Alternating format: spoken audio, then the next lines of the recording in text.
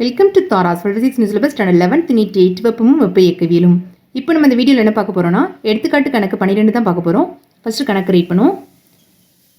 மனிதர் ஒருவர் 2 கிலோகிராம் நிறையுடைய நீரினை துடுப்பு சக்கரத்தை கொண்டு கலக்குவதன் மூலம் 30 கிலோ ஜூல் வேலையை செய்கிறார். ஏறத்தாழ 5 கிலோ கேலரி வெப்பம் நீரிலிருந்து வெளிப்பட்டு கொள்கலனின் பரப்பு வழியே வெப்ப கடத்தல் மற்றும் வெப்ப கதிர்வீச்சின் மூலம் சூழலுக்கு கடத்தப்படுகிறது எனில் அமைப்பின் அக ஆற்றல் மாறுபாட்டை காண்க. என்ன கொடுத்துருக்காங்க, என்ன கேட்டிருக்காங்கன்னு சொல்லிட்டு பார்ப்போம்.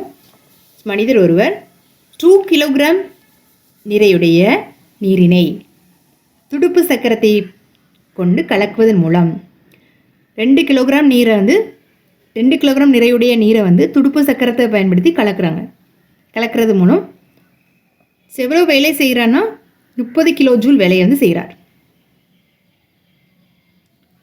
ஏறத்தாழ 5 கிலோ கேலரி வெப்பம் நீரிலிருந்து வெளிப்பட்டு கொள்கலனின் பரப்பு வழியே வெப்ப கடத்தல் வெப்ப கதிர்வீச்சின் மூலம் சூழலுக்கு கடத்தப்படுகிறது. ஏறத்தாழ 5 கிலோ கேலரி வெப்பம் தண்ணியிலிருந்து வெளிப்பட்டு இந்த கொள்கலனின் பரப்பு வழியே வெப்ப கடத்தல் மற்றும் வெப்ப கதிர்வீச்சு மூலமாக சூழலுக்கு கடத்தப்படுது. தண்ணியிலிருந்து எவ்வளோ அளவுடைய வெப்பம்? 5 கிலோ கேலரி வெப்பம். அப்படின்னா அமைப்பின் அக ஆற்றல் மாறுபாடு என்ன அப்படின்னு சொல்லிட்டு கண்டுபிடிக்க சொல்லியிருக்காங்க. இப்போ இதை எப்படி கண்டுபிடிக்கணும்னு சொல்லிட்டு பார்ப்போம். அமைப்பின் மீது செய்யப்பட்ட வேலை, நீரினை கலக்குவதன் மூலம் மனிதரால் செய்யப்பட்ட வேலை தான் என்னென்னா அமைப்பின் மீது, நம்ம தான் அந்த அமைப்பின் மீது செய்கிறோம், அதை கலக்கிறோம். ஒரு துடுப்பு சக்கரத்தை கொண்டு அந்த நீரை கலக்கிறோம். அப்போ அமைப்பின் மீது நம்ம தான் வேலை செய்கிறோம். அப்போ அமைப்பின் மீது செய்யப்பட்ட வேலை என்ன? W = -30 joule, 30 kilo joule. 30 kilo joule செய்யப்பட்ட வேலை 30 கிலோ ஜூல். மைனஸ் சைன் எதுக்கு போட்டிருக்கோன்னா அமைப்பின் மீது வேலை செஞ்சால் நெகட்டிவ் சைன். இப்போ கிலோன்னா 10⁻3. இப்போ 10⁻3னா இதில் 3 zeros சேர்த்துக்கோங்க. இப்போ -30,000 ஜூல் அப்படின்னு சொல்லிட்டு கிடைக்கும். இப்போ நெக்ஸ்ட் அமைப்பிலிருந்து வெப்பம் வெளிப்படுகிறது. அமைப்பிலிருந்து எவ்வளோ அளவுடைய வெப்பம் வெளியே போகுது? வெப்ப கடத்தல் வெப்ப கதிர்வீச்சின் மூலம் 5 கிலோ கேலரி வெப்பம் வெளியேற்றப்படுது. அதனால் நெகட்டிவ் சைன் போடணும். 5 எவ்வளோ அளவுடையது? 5 kilo gallery. 1 calorie is equal to 4.184 joule.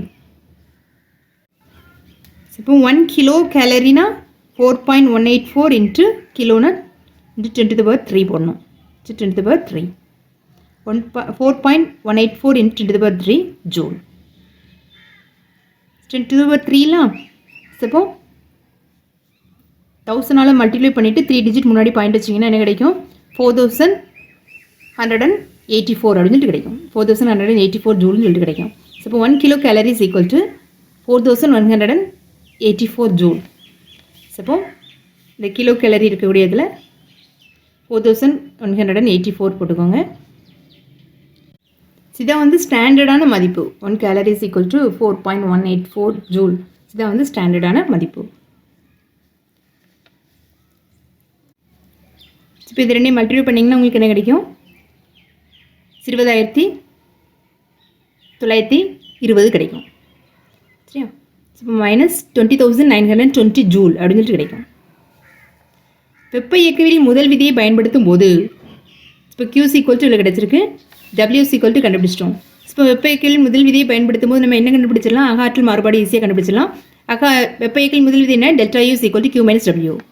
Q தெரியும், W தெரியும். ரெண்டையும் சப்ஸ்டிட்யூட் பண்ணிட்டு நம்ம ΔU கண்டுபிடிச்சிருவோம். ΔU = Q வேல்யூ என்ன? -20,920 மைனஸ்